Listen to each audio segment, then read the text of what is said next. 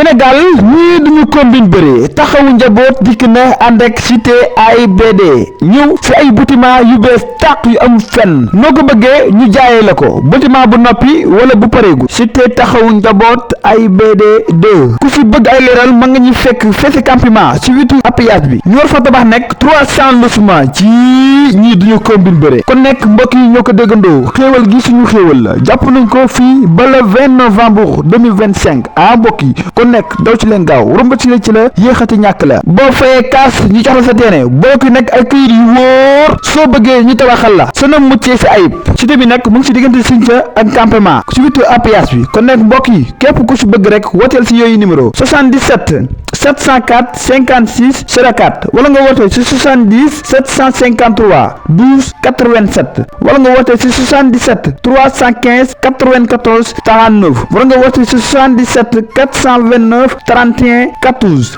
mbokk yi toogaay daal dinay jeex xéewal gi suñu xéewal la kon nekk dañ koo war a jël ñu ngi ci nekk fii ba le 20 novembre 2025 yoo xam ñi nekk si réew mi ak ñi nekk bitim réew ñëpp lañ ciy woo képp ku ci bëgg rek woote gaaw si yooyu numéro rombati rek ci la yéexati ñàkk la taxawu njaboot ba léegi ñu ngi joxe ay casque di toll si 100 casque di koy jox nag présidente yi casque bi lu manti seer téeméer nga koy fay chaque jour téeméer ba keroog mi mat kon nekk mbokk yi mu ngóog ku ci bëgg rek wooteel gaaw tey taxawu njaboot yaa ngi woon Sénégal yi na leen njëkk a fecc taxtu mu jëm géew casque yi nag mooy def produit yi génne si taxawu njaboot moo xam élément wala ay saabu yu mel noonu produit yi nga xamante ni taxawu njaboot da koy liggéey rek casque yi moom lay def yéen présidente yi daw leen ngeen jënd carnet yi nga xamante ni mooy tax ñu xam ne dëgg-dëgg yow mii président taxawu njaboot nga kon nekk mbokk yi ku ko amagul dama nga wuti ko ku leen soxla nekk mën nga leen fekk Dakar Guédiawaye fee si wetu polisu golf bi mbokk yi kon nekk toogaay amatul ku si bëgg ay leeral 77 315 94 39 ku ko wooye danga si am ay leeral yu mucc lool si ay wootee si 77 429 31 14 wala nga wootee si 77 704 56 04 wala 70 753 12 87 mbokk yi ñoo ko déggandoo